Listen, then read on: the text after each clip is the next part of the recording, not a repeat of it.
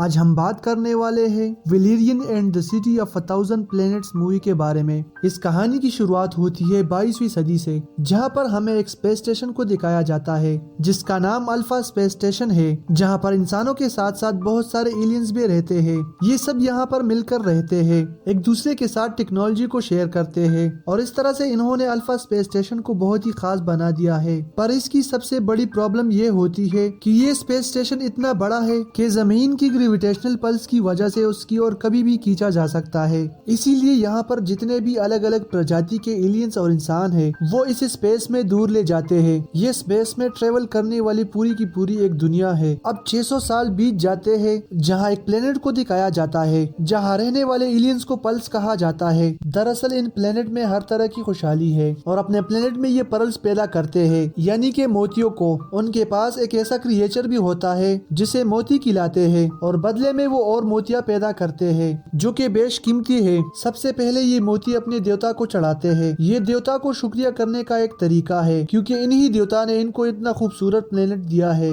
जहाँ पर हर तरह की सुविधा और खुशियाँ ही खुशियाँ है। लेकिन एक दिन ये आसमान में देखते हैं कि जहाँ बहुत सारे स्पेसशिप इनकी प्लेनेट की तरफ आ रहे हैं और अपने आप ही ब्लास्ट हो रहे हैं। एक स्पेसशिप इनकी प्लेनेट पर गिर जाता है, जिसे क्वीन अपने लोगों के साथ वहां देखने के लिए जाती है। सब के सब उस क्राफ्ट के उस स्पेसशिप के अंदर चले जाते हैं, जबकि क्वीन बाहर रह जाती है जहां पर एक ब्लास्ट होने वाला है। जैसे ही ब्लास्ट होता है तो इनकी क्वीन पूरी दुनिया में एक टेलीपैथिक मैसेज भेज देती है जो पूरे ब्रह्मांड में फैल जाता है। वही अल्फा स्पेस स्टेशन में वेलेरियन को दिखाया जाता है, जो कि वहाँ का एक सोल्जर है। उसे एक सपना आता है। ये सपना दरअसल वही टेलीपैथिक मैसेज होता है जो क्वीन ने जाता। वो देखता है कि कैसे सुंदर प्लेनेट कुछ स्पेसशिप के आने की वजह से पूरी तरह तबाह हो गया। वेलेरियन को समझ में नहीं आता कि ये सपना क्या था। अब वहाँ पर उसकी एक साथी जिसका नाम लौरा लिन है, वो आती है और बताती है कि हमें एक नया मिशन दिया गया है। ये दोनों अपने मिशन के लिए निकल पड़ते हैं और मिशन के दौरान ही वो अपने सपने को स्कैन करता है। स्कैन करने के बाद वो पूरी तरह कंफ्यूज होता है कि ये दरअसल प्रेजेंट की बात है या बहुत पुरानी। अब ये दूसरी प्लेनेट में पहुंच जाते हैं जहाँ पर उन्हें एक क्रिएचर को पकड़ना है। यही इनका मिशन है। दरअसल इस क्रिएचर की ब्लैक मार्केट में बहुत ज्यादा कीमत है, क्योंकि वो मोतियों को यानी पर्ल को पैदा करता है। और ये दोनों के दोनों यहाँ पे पहुंच जाते हैं और देखते हैं कि ये प्लेनेट पूरी तरह से बंजर है, यहाँ पर कोई भी नहीं है। दरअसल इस प्लेनेट की जो ब्लैक मार्केट होती है वो एक दूसरी दुनिया में है और उस दुनिया को देखने के लिए उन्हें खास तरह की ग्लासेस पहनना पड़ेंगे। वहाँ वेलेरियन को एक लड़का मिलता है जो उसे एक गन और खास तरह की ग्लासेस देता है। उसे पहनने के बाद वो यहाँ से टेलीपोर्ट होकर उस दुनिया में पहुँच जाता है जहाँ पर ब्लैक मार्केट है। यहाँ पर अलग अलग एलियंस है और यहाँ उस क्रिएचर की बहुत बड़ी डील होने वाली है, जिनके प्लेनेट्स पर मोती पैदा होती थी, जिनकी क्वीन ने पूरी दुनिया में टेलीपैथिक मैसेज भेजा था, जिसका सपना वेलेरियन को आया था। वेलेरियन उस जगह पर पहुँच जाता है जहाँ पर उस छोटे से क्रिएचर की डील हो रही होती है। दरअसल वो क्रिएचर अब दो बड़े बड़े एलियंस के पास है, जिसे खरीदने के लिए उसी प्लेनेट के लोग आए होते हैं जिनका ये क्रिएचर है। इन क्रिएचर के बदले वो उन्हें बेशकीमती मोती देना चाहते हैं, जिसकी बहुत ज्यादा ताकत है। लेकिन इससे पहले कि ये डील हो जाती, वेलेरियन यहाँ पर आकर उन पर हमला कर देता है और उस क्रिएचर और मोती को लेकर वहाँ से निकल जाता है। हालांकि उसके पीछे एलियंस भेजे जाते हैं जो कि बहुत ही खतरनाक होते हैं, लेकिन वेलेरियन किसी तरह से अपने स्पेसशिप में आ जाता है और यहाँ से स्पेसशिप उड़ाकर ले जाता है, यानी कि उसके पास वो क्रिएचर भी है और साथ ही बेशकीमती मोती भी। लेकिन वेलेरियन ने वहाँ पर जिन एलियंस को देखा था, ये वही एलियंस थे जो उसके सपने में आए थे और अब वो उस मोती के बारे में जानना चाहता है। उसे पता चलता है कि उस मोती के अंदर बहुत ताकत है। इस मोती के अंदर इतनी एनर्जी है जितनी उसके स्पेसशिप में भी नहीं है। साथ ही उसे उस पर्ल यानी मोती से ये भी पता चलता है कि जिस प्लेनेट का उसने सपना देखा था, वो प्लेनेट उस ब्रह्मांड में आज से 30 साल पहले था, यानी कि 30 साल पहले वो डिस्ट्रॉय हो गया। जिसका मतलब ये है कि जो सपना आज उसने प्रेजेंट में देखा था, दरअसल वो मैसेज आज से 30 साल पहले भेजा गया था और जिसका विजन आज उस वक्त में आया। उस प्लेनेट के बारे में वो और भी जानना चाहता है, लेकिन उसे उसका एक्सेस नहीं मिलता। दरअसल उसकी सीनियर ने उस पूरी की पूरी इंफॉर्मेशन को छुपा रखा होता है। वेलेरियन लौरा के साथ अल्फा स्पेस स्टेशन पर वापस आ जाता है, जो कि बहुत बड़ा है। यहाँ पर 800 तरह के अलग अलग एलियंस रहते हैं। उनमें कुछ ऐसे भी एलियंस है जो चीजों को रीजनरेट कर सकते हैं। वेलेरियन और लौरा अपने सीनियर कमांडर के पास जाते हैं। कमांडर के यहाँ अपने पर्सनल रोबोट भी होते हैं जो उनके कहने पर कुछ भी कर सकते हैं। साथ ही कमांडर इन दोनों को मिशन के बारे में बताता है कि हमारे पूरे के पूरे प्लेनेट यानी हमारे स्टेशन के बीचों बीच एक रेड जोन है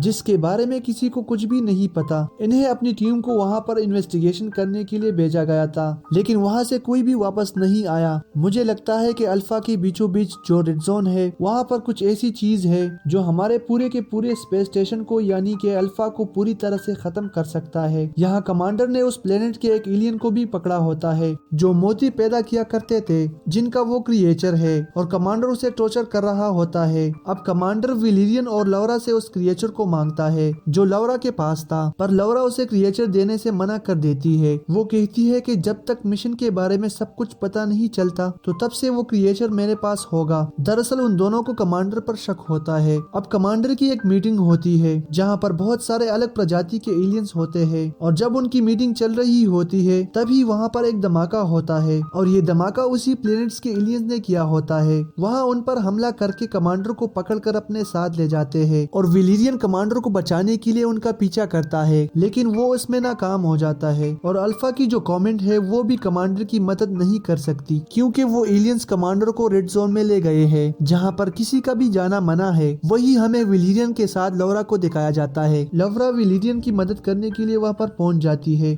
पर तभी कुछ एलियंस आते हैं और लौरा को पकड़कर अपने साथ ले जाते हैं। ये बात कमेंट को पता चल जाती है कि लौरा को पकड़ लिया है। वो लौरा की मदद भी नहीं करते क्योंकि वहाँ पर रेड जोन में जाना हर किसी के लिए नामुमकिन है, पर विलिरियन अपने दोस्त को किसी भी तरह बचाना चाहता है। इसीलिए वो एक लड़की के पास जाता है जो इंसान की तरह तो दिखती है लेकिन ये इंसान नहीं होती, बल्कि ये किसी का भी रूप धारण कर सकती है और किसी की भी शरीर में एंटर कर सकती है। अब वो अपने असली रूप में आती है, जिसके बाद वो विलिरियन के जिस्म में अंदर एंटर होके उसी तरह के एलियन का रूप धारण कर लेती है जिस तरह के एलियन ने लौरा को अगवा किया है और ये उस जगह पर चले जाते हैं जहाँ पर लौरा को ले जाया गया है। यहाँ पर हर तरफ उसी तरह के एलियंस होते हैं, लेकिन ये विलिरियन को नहीं पहचान सकते क्योंकि वो उन्हीं की तरह दिख रहा होता है। यहाँ पर उन एलियंस का जो किंग होता है वो लौरा को अपना खाना बनाने ही वाला होता है कि तभी वहाँ पर विलिरियन उसके ऊपर हमला कर देता है और लौरा को वहाँ से निकल रहा होता है, लेकिन वहाँ पर जो एलियंस होते हैं वो उस पर हमला कर देते हैं और इस हमले में वो एलियंस मारी जाती है जिस एलियन की मदद से विलिरियन ने अपना रूप बदला था। लेकिन अब विलिरियन ने अपने दोस्त लौरा को बचा लिया और दोनों के दोनों यहाँ से आगे बढ़ते हैं जहाँ पर उन्हें एक शील्ड दिखती है और उस एनर्जी शील्ड के पीछे उसे वही एलियंस निकलते हैं जो पल्स पैदा किया करते थे, जिनका क्रिएचर अभी विलिरियन और उसके दोस्त के पास है। वो यहाँ पर इन दोनों को बताते हैं कि हमारा जो प्लेनेट था वो बहुत ही खूबसूरत था, लेकिन एक दिन हमारे प्लेनेट पर कई सारे स्पेसशिप आकर क्रैश हो गए और ये सब तुम्हारे कमांडर की वजह से हुआ क्योंकि एक बार तुम्हारे अल्फा स्पेस स्टेशन की दूसरे लोगों के साथ लड़ाई चल रही थी और ये लड़ाई थी अल्फा स्पेस स्टेशन की पॉलिटिकल लड़ाई, जो अल्फा स्पेस स्टेशन पर अपना कब्जा करना चाहते थे और कमांडर ने उनके मदरशिप को खत्म करने के लिए उस पर फ्यूजन मिसाइल दाग दिए थे। उनका जितना भी मलबा था, जितने भी स्पेसशिप थे, सब के सब हमारे प्लेनेट पर क्रैश करवा दिए।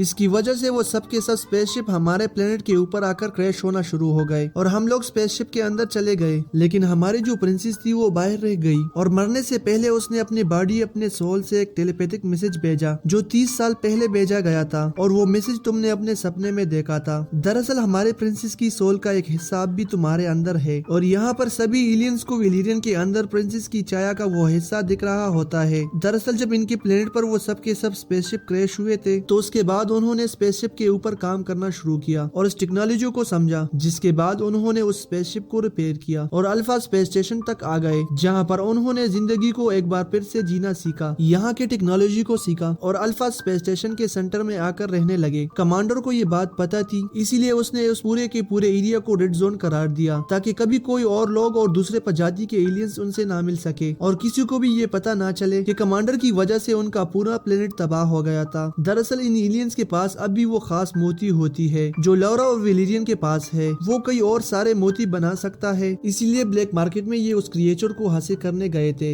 लेकिन विलिरियन ने उस क्रिएचर को लेकर निकल गया। अब कमांडर को होश आ जाता है और उसकी पूरी सच्चाई अब विलिरियन और लौरा को पता चल चुकी है। साथ ही यहाँ पर कमांडर के जो खास रोबोट्स होते हैं उन्हें और कुछ सोल्जर्स को यहाँ पर कमांडर को बचाने के लिए भेज दिया गया होता है, क्योंकि जो उनकी सीनियर्स है यानी उनके पूरे के पूरे स्टेशन को जो चलाते हैं उन्हें इस जगह के बारे बारे में और कमांडर के बारे में कुछ भी नहीं पता होता, लेकिन विलेरियन अपने सीनियर को कांटेक्ट करके इस जगह के बारे में बताता है। अब वो दोनों कमांडर को लाते हैं और उसे कहते हैं कि अपने गुनाहों को कबूल करो, लेकिन कमांडर ऐसा नहीं करता, बल्कि उसके जो खास रोबोट्स होते हैं उन्हें एक्टिवेट कर देता है और उन सोल्जर्स के ऊपर भी हमला कर देते हैं जिन्हें कॉमेट ने यहाँ पर कमांडर को बचाने के लिए भेजा था। वो सभी सोल्जर्स को मार देते हैं और अब विलेरियन अपने साथी के साथ मिलकर सब रोबोट्स पर हमला करके सबको खत्म कर देता है। और साथ ही कॉमेट को पता चल चुका है कि कमांडर एक गलत इंसान है, इसीलिए वो अपने कमांडर को अरेस्ट करते हैं। विलेरियन को पता है कि उन एलियंस को उस क्रिएचर की कितनी जरूरत है, इसीलिए वो क्रिएचर उन्हें दे देता है ताकि वो अपने लिए कोई प्लेनेट ढूंढकर वहाँ पर पहले जैसी जिंदगी बिता सके। अब यहाँ पर उस क्रिएचर को वो मोती खिलाता है जो उनके पास आखिरी और खास मोती होती है। वो क्रिएचर उनसे कई सारे मोती बनाता है जो उस प्लेनेट पर रहने वालों की शक्ति है, और देखते ही देखते वो स्पेसशिप इनके प्लेनेट में कन्वर्ट हो जाता है। ये सब देखकर वो दोनों काफी हैरान हो जाते हैं और अब इन एलियंस को अपना प्लेनेट मिल चुका है और इनकी जिंदगियों में फिर से खुशियां आ चुकी है, जो विलेरियन और लौरा की वजह से हुआ। तो इसी के साथ ये कहानी खत्म हो जाती है। उम्मीद करते हैं कि ये कहानी आप लोगों को पसंद आई होगी। तो चलिए मिलते हैं अगली वीडियो में एक नई कहानी के साथ।